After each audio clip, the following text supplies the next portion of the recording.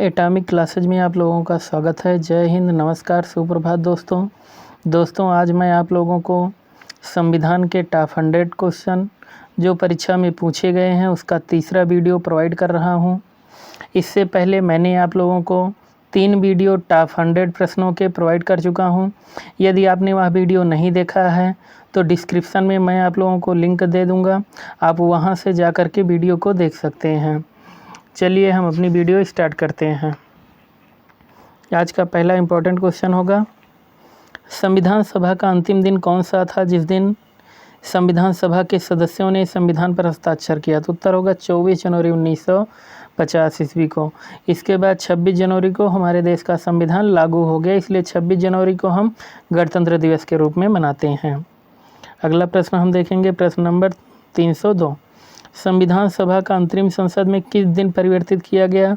तो उत्तर होगा 26 जनवरी 1950। परिवर्तित मतलब लागू किया गया। अगला प्रश्न, यदि कोई व्यक्ति अपनी इच्छा से विदेशी राज्य की नागरिकता अर्जित कर लेता है तो उसकी भारतीय नागरिकता का क्या होता है? कोई व्यक्ति स्वेच्छा से विदेशी राज्य की जब नागरिकता ग्रहण करता है तो भारतीय नागरिकता उसकी स्वतः ही समाप्त हो जाती है। अगला प्रश्न हम देखेंगे, किस अनुच्छेद द्वारा भारतीय नागरिकों को 6 प्रकार की स्वतंत्रताएं प्रदान की गई हैं? तो उत्तर होगा अनुच्छेद 19 के द्वारा। अनुच्छेद 19 में ही जो है प्रेस की स्वतंत्रता दी गई है, जिसे चौथा स्तंभ कहा जाता है। धन विधेयक पर राज्यसभा की मृत्यु उनके कार्यकाल के दौरान हुई थी। उत्तर होगा केवल सिफारसी अधिकार, मतलब धन विधेयक पर जो भी निर्णय होगा वो लोकसभा का मान्य होगा। राज्यसभा सिर्फ उसमें सिफारिश कर सकती है, लेकिन राज्यसभा जो भी बात बोलेगी उसे मानने के लिए लोकसभा बाध्य नहीं होगी। और धन विधेयक जो पेश किया जाता है वो राष्ट्रपति के पूर्व अनुमति से पेश किया जाता है। और धन विधेयक है कि नहीं इसका निर्णय करने का अधिकार जो होता है वो लोकसभा अध्यक्ष को होता है। भारत के किन राष्ट्रपतियों की मृत्यु उनके कार्यकाल के दौरान हुई थी? तो उत्तर होगा डॉक्टर जाकिर हुसैन तथा फखरुद्दीन अली अहमद की। राज्य की कार्यपालिका शक्ति का प्रधान कौन होता है? तो उत्तर होगा मुख्यमंत्री। और सेंट्रल स्तर पे जो होते हैं वो होते हैं प्रधानमंत्री और राष्ट्रपति, और राज्य स्तर पर जो प्रधान होता है मुख्यमंत्री और राज्यपाल। नेक्स्ट हम देखेंगे,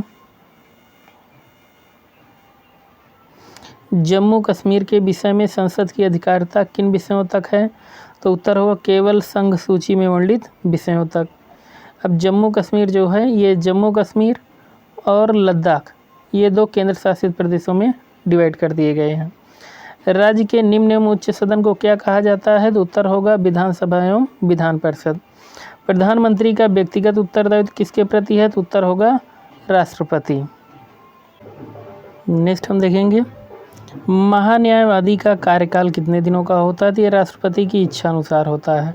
अटॉर्नी जनरल जो होता है महान्यायवादी, ये भारत के किसी भी न्यायालय में सुनवाई कर सकता है, मतलब भाग ले सकता है। अगला प्रश्न हम देखेंगे,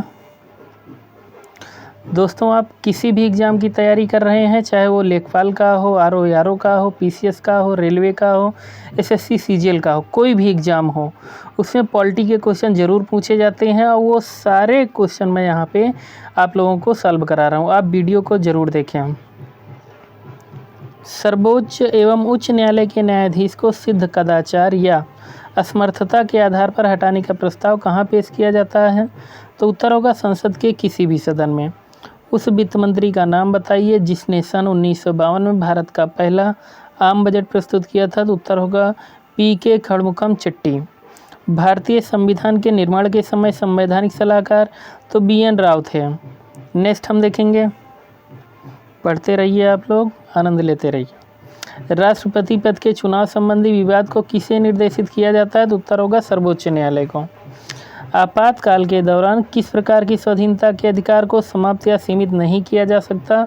उत्तर होगा जीवन और शारीरिक स्वतंत्रता को। 3 प्रकार के आपातकाल हैं, एक अनुच्छेद 352 में, 356 में और 360 में। आप ये तीनों आपात याद रखिए। नेक्स्ट हम देखेंगे, किसी नज़रबंद व्यक्ति को अपनी रिहाई के लिए सबसे उचित याचिका कौन सी होगी? तो उत्तर होगा बंदी प्रत्यक्षीकरण। यदि कोई अभियुक्त अपने बचाव के लिए वकील की सहायता लेना चाहता है तो भारतीय संविधान में क्या व्यवस्था है?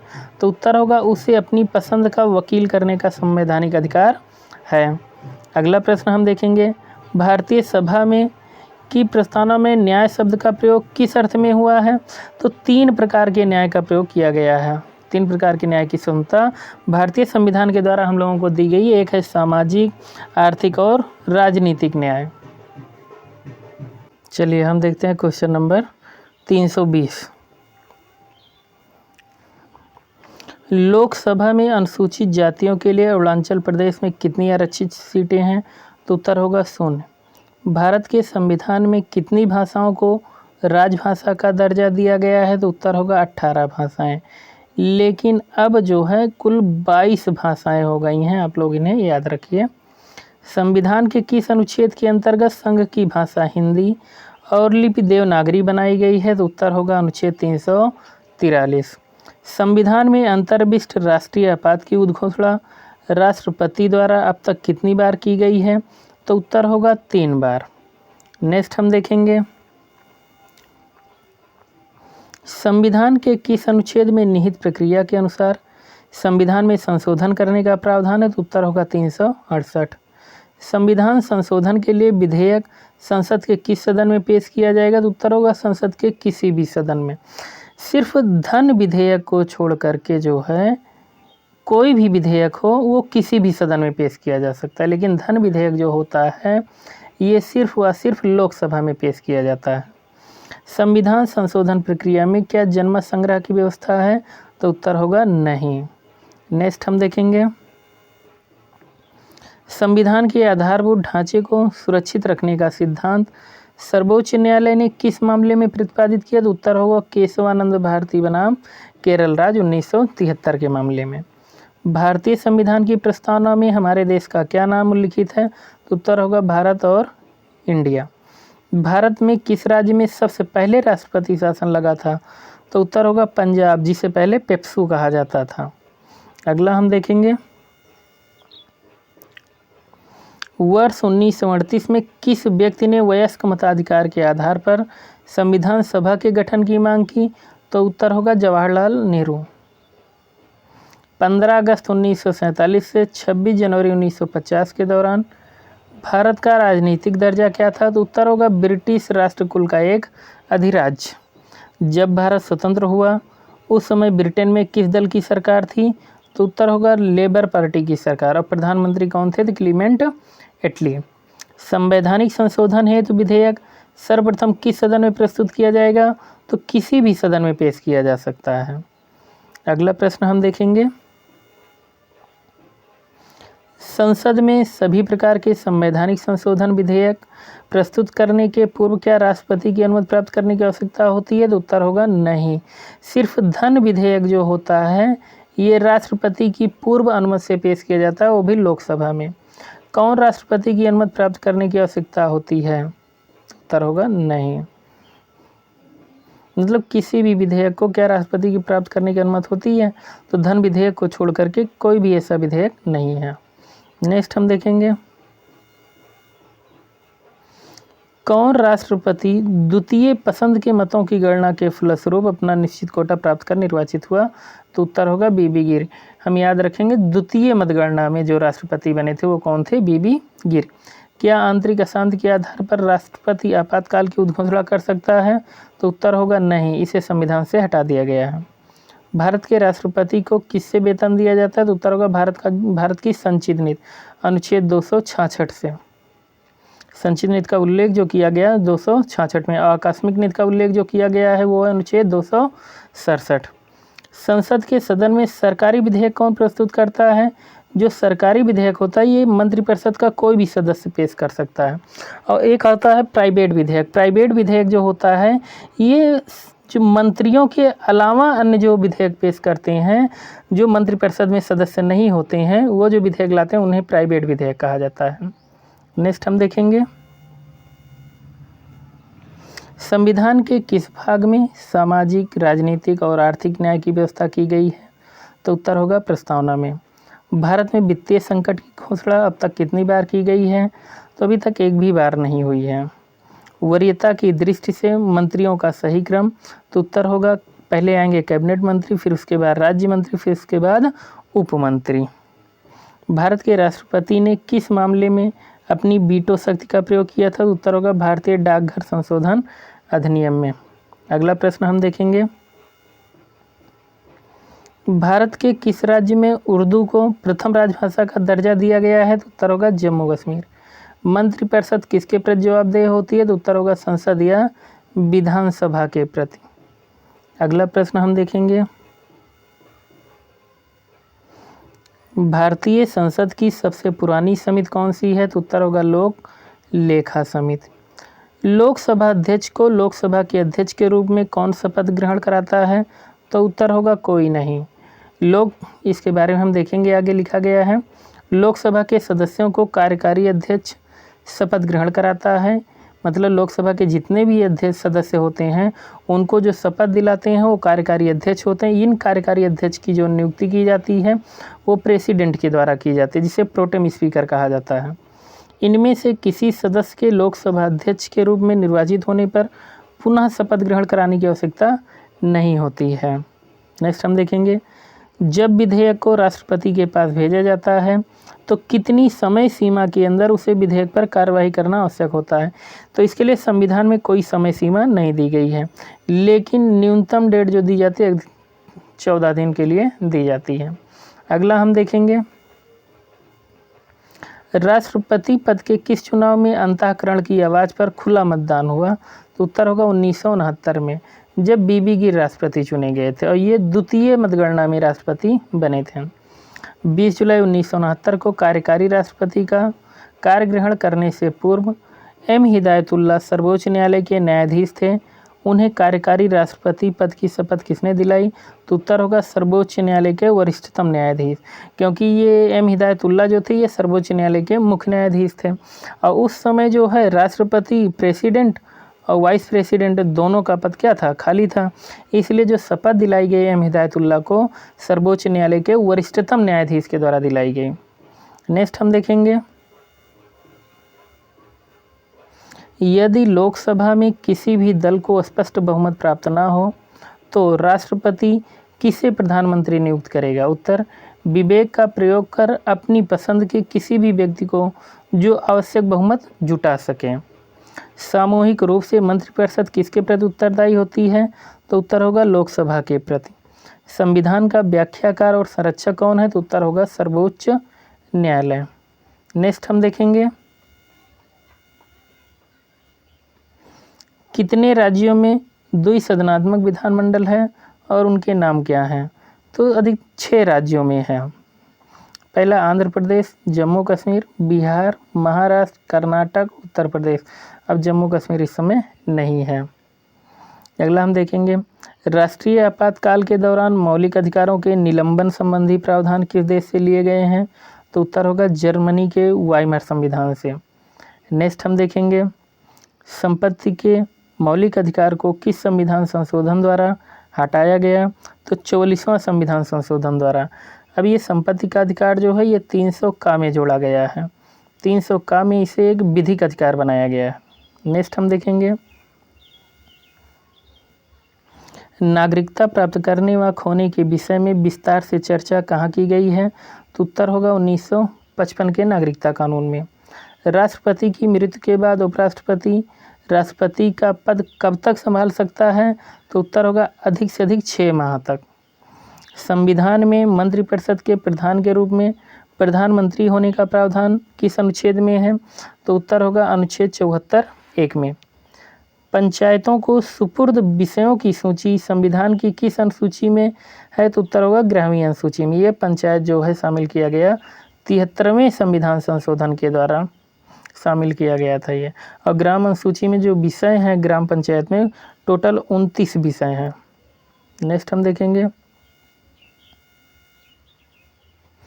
पंचायतों के निर्वाचन कितने समय में होते हैं? तो उत्तर होगा प्रत्येक 5 वर्ष में। और इनके जो पंचायतों का जो निर्वाचन होता है ये राज्य निर्वाचन आयोग की देखरेख में किया जाता है, राज्य निर्वाचन आयोग।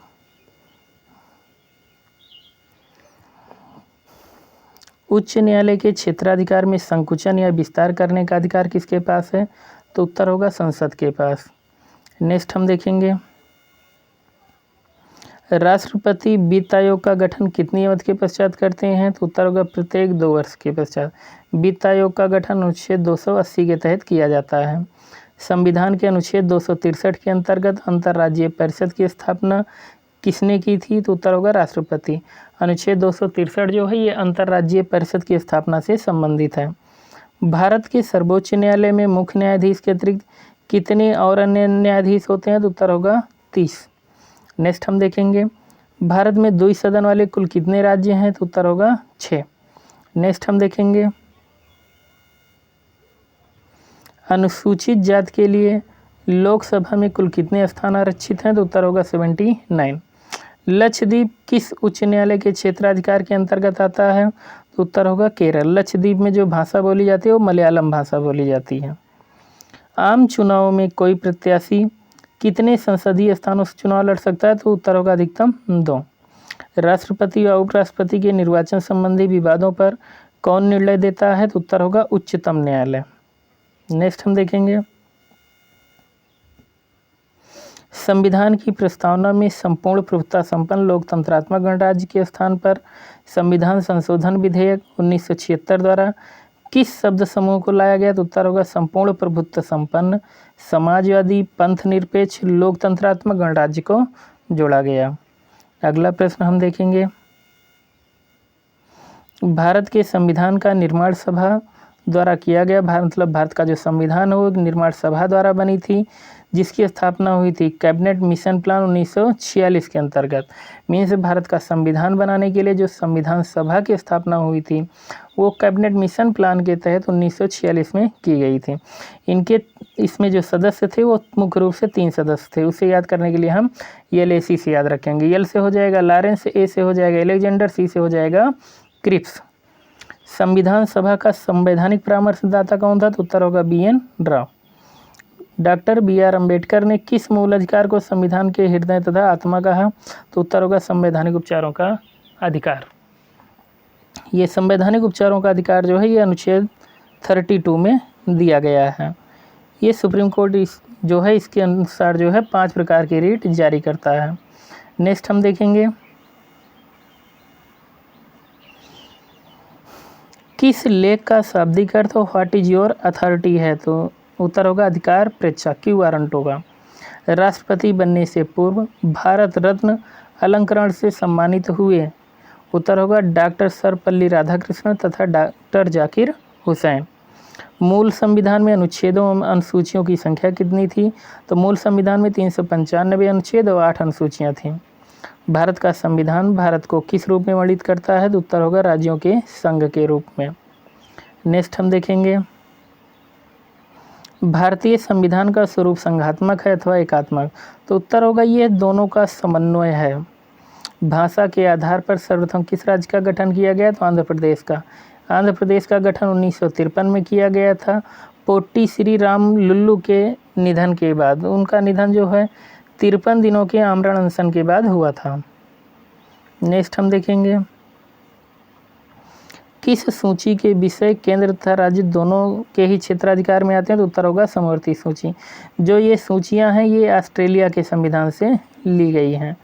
नेक्स्ट हम देखेंगे, नागरिकता के संबंध में संविधान के किस भाग में उल्लेख किया गया? तो उत्तर होगा भाग 2। नागरिकता जो है ये अनुच्छेद 5 से 11 तक है, इसे याद रखिए आप लोग। भारतीय स्वतंत्रता अधिनियम 1947 कहाँ की संसद में पारित किया गया था? तो ब्रिटिश संसद में। कैबिनेट मिशन के 3 सदस्य कौन थे? तो Pethick Lawrence, Stafford Cripps, AB Alexander. Next हम देखेंगे, अनुच्छेद 3 के अंतर्गत संसद को किसका अधिकार प्राप्त है? तो उत्तर होगा नए राज्यों के निर्माण और वर्तमान राज्यों के क्षेत्रों, सीमाओं या नामों में परिवर्तन।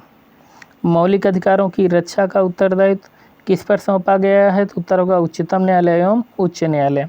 उच्चतम न्यायालय को अनुच्छेद 32 के तहत तथा उच्च न्यायालय को अनुच्छेद 226 के तहत। इसे याद रखिएगा आप लोग। नेक्स्ट हम देखेंगे भारतीय विदेश सेवा किस सेवा के अंतर्गत आती है? तो उत्तर होगा केंद्रीय सेवा। अगला क्वेश्चन, शिक्षा को किस सूची में शामिल किया गया? तो उत्तर होगा समवर्ती सूची में शामिल किया गया। संसद के कितने सत्र होते हैं? तो संसद के 3, बजट, ग्रीष्मकालीन और शीतकालीन, जिसे हम BMW से याद कर सकते हैं। Budget, monsoon, winter. संसद के दोनों सदनों में प्रश्नकाल के ठीक बाद के समय को क्या कहा जाता है? तो उत्तर होगा शून्यकाल। नेक्स्ट हम देखेंगे महाधिवक्ता की नियुक्ति किसके द्वारा की जाती है? तो उत्तर होगा राज्यपाल द्वारा। राज्य मन्नार आयोग 1970 में गठित किया गया था। इसका उद्देश्य क्या था? तो इसका उद्देश्य था प्रशासनिक सुधार। भारतीय वन सेवा को किस सेवा के अंतर्गत रखा गया? तो उत्तर होगा अखिल भारतीय सेवा। नेक्स्ट हम देखेंगे जिला न्यायाधीशों की नियुक्ति किसके द्वारा की जाती है? तो उत्तर होगा राज्यपाल द्वारा, राज्य न्यायालय के परामर्श से। संविधान में संशोधन किसके द्वारा किया जाता है? तो उत्तर होगा संसद द्वारा। 73वें संविधान संशोधन अधिनियम द्वारा किस विषय से संबंधित कानून बनाया गया? तो उत्तर होगा पंचायती राज व्यवस्था। इसके लिए अनुसूची 11 जोड़ी गई है संविधान में, याद रखिएगा आप लोग। अगला प्रश्न हम देखेंगे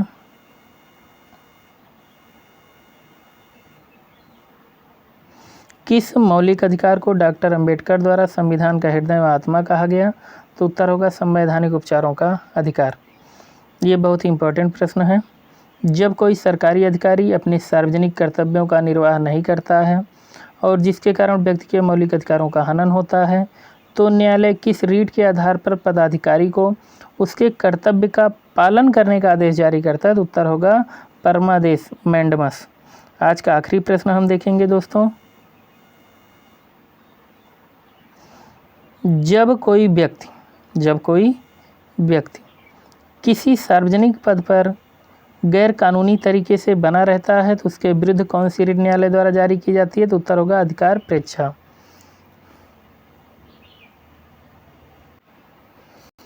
आज मैंने 400 प्रश्नों की संविधान की श्रृंखला पूरी कर दी आप लोगों को। आप लोग मस्त रहिए, पढ़ते रहिए तथा जो भी सजेशन है वीडियो से संबंधित आप लोग कमेंट करके ज़रूर बताएं। धन्यवाद। और वीडियो को शेयर, सब्सक्राइब और लाइक ज़रूर करें।